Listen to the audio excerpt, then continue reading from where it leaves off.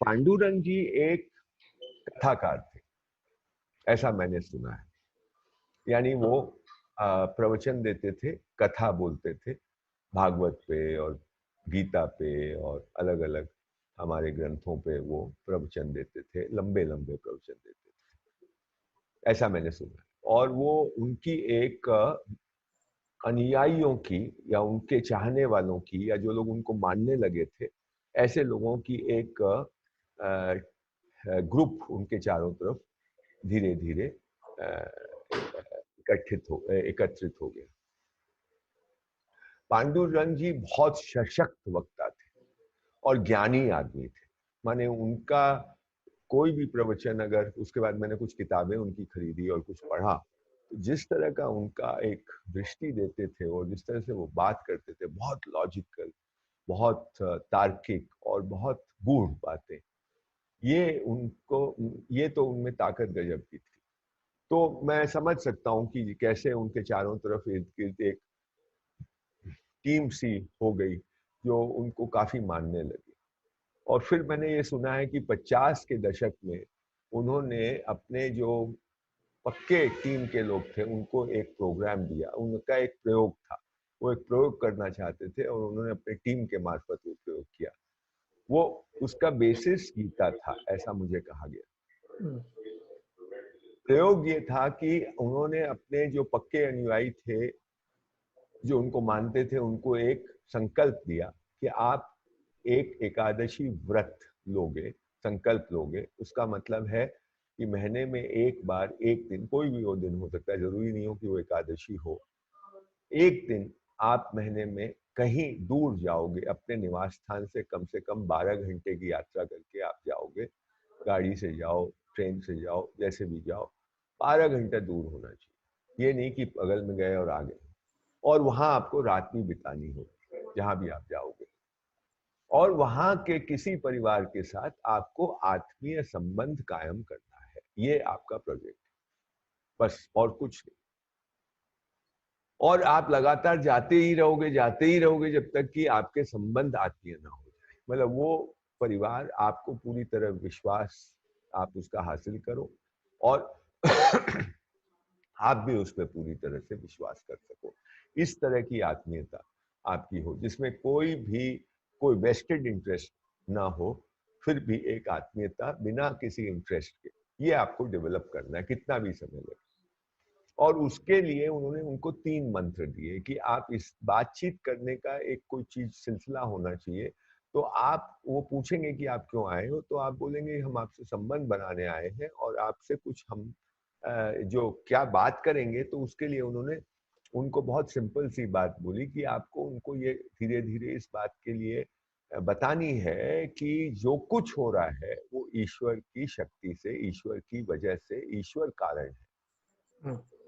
जो उपादान कारण है होने का, वो ईश्वर है। और उसके लिए आप उनको, कोई भी वो पढ़ा लिखा हो अनपढ़ हो, आपको ये समझाना इतना आसान कर दिया। उन्होंने कहा आप उसको बताइए कि भाई रात को सोते हो सब कुछ भूल जाते हो, सुबह उठते हो सब कुछ याद आ जाता है, आपको अपनी पहचान याद आ जाती है, मैं अपने स्व का ज्ञान हो जाता है, रात को ज्ञान नहीं रहता निद्रा में। तो ये सुबह सुबह आपको ईश्वर स्मृति दान देता है, स्मृति दान। और ये आपके चाहने से नहीं होता, ये आपको मिलता है। और दिन भर जो भी आप खाना खाते हो उससे जो ऊर्जा आपको मिलती है, आपका रक्त बनता है, ऊर्जा मिलती है, ये ऊर्जा जो शक्ति आपको मिलती है, ये भी आप कुछ नहीं कर रहे इसके लिए, ये आपको ईश्वर शक्ति का दान देता है, शक्ति दान देता है। आप भोजन करते हो, सिर्फ इतना करते हो, आप हवा सांस लेते हो, वो भी ऑलमोस्ट इनवॉलेंटरीली है। ये जो आप करते हो, इससे जो शक्ति बनती है वो आपको दान रूप में मिलती है, ईश्वर देता है। और रात को आप सोते हो तो नींद आपके बस में नहीं है, जब नींद आती है तब आती है। और नींद आती है तो आपको शांति दान मिलता है।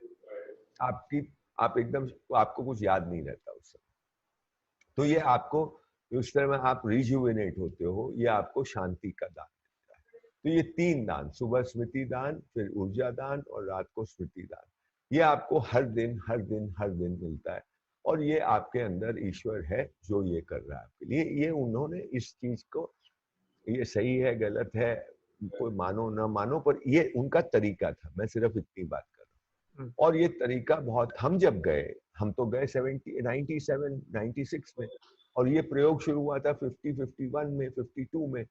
तो आप समझ लीजिए कि 46 साल की तपस्या को हमने देखा। हम उन गांव में गए, यहाँ पे 40 साल पहले, कहीं 45 साल पहले ये काम शुरू हुआ था। तो 40-45 साल पहले होते होते होते होते हम जब गए तो ये पक गया था।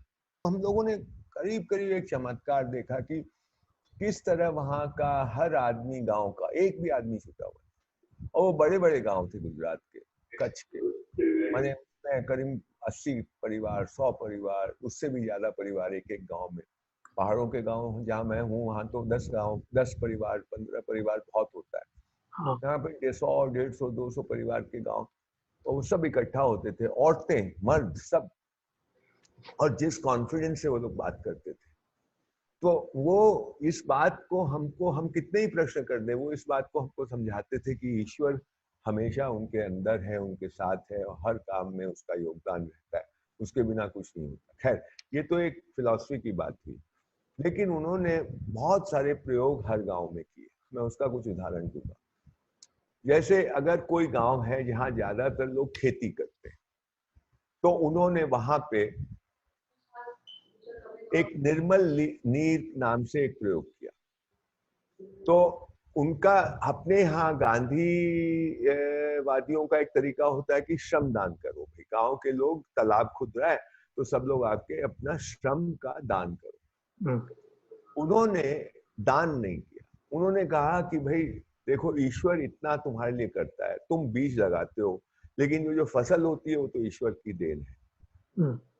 तो वो तुम्हारे लिए इतना कुछ करता है, तुम्हारे शरीर के लिए करता है, तुमको ये तीनों दान देता है, दिन भर वो तुम्हारी, ये जमीन में तुम पौधा लगाते हो लेकिन वो फल देता है, तो तुमको भी कुछ करना चाहिए। तो क्या करो, तो महीने में एक दिन पूजा करो।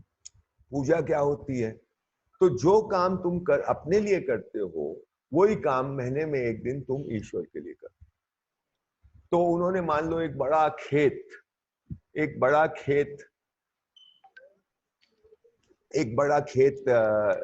ले लिया, और उस खेत में सब लोगों को ये कहा कि भाई आप लोग अपना एक एक दिन उस खेत में पूजा के लिए रखेंगे।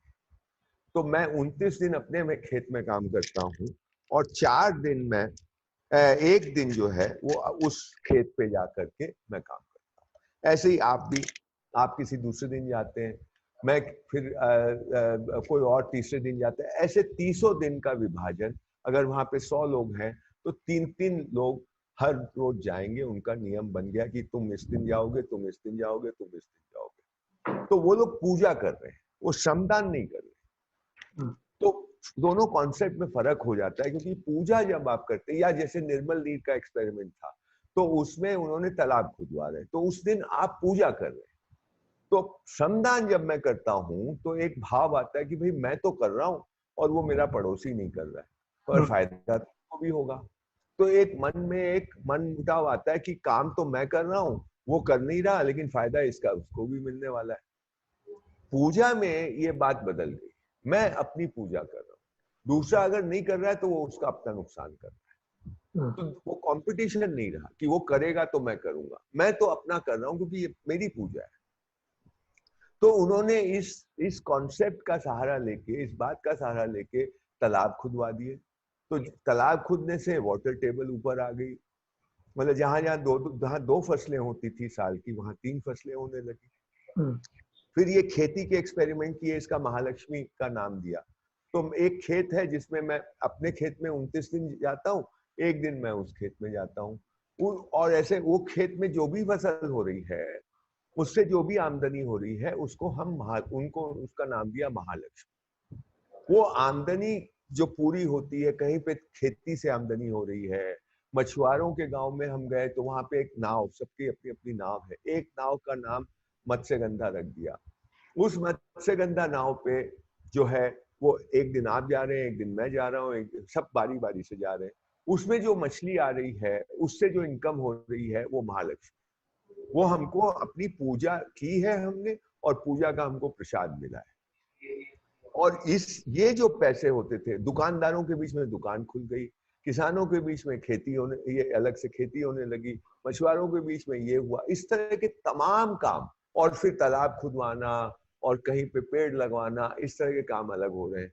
तो ये जो आमदनी होती थी महालक्ष्मी, ये साल में एक दिन उत्सव होता था वहां पे बंबई में, और वो घड़े होते थे करीब 12-12 फुट ऊंचे घड़े और बहुत लंबे चौड़े, और उसमें ये लोग गांव वाले, इसकी कोई काउंटिंग नहीं होती थी, वो पैसा लाते थे और घड़े में डाल देते थे, और जब सब पैसा डल जाता था, वो एक निश्चित दिन को वो लोग आते थे, तब उसको वहां पे ऑडिटर्स बैठे रहते थे, वो उसको काउंट करके जमा कर लेते थे कि इतना पैसा कलेक्टिवली आया। किस गांव से कितना आया इसका हिसाब नहीं रखा जाता। और उसके बाद अगर मान लो उस गांव में कभी कोई दिन कोई कैलामिटी आ गई, कोई तूफान आ गया, भूकंप आ गया, कुछ ऐसा चीज हो गई और उनको जरूरत है मदद की, तो वो लोग उस महालक्ष्मी के खाते से जितना भी उनको पैसा चाहिए वो उनको मिल जाता था।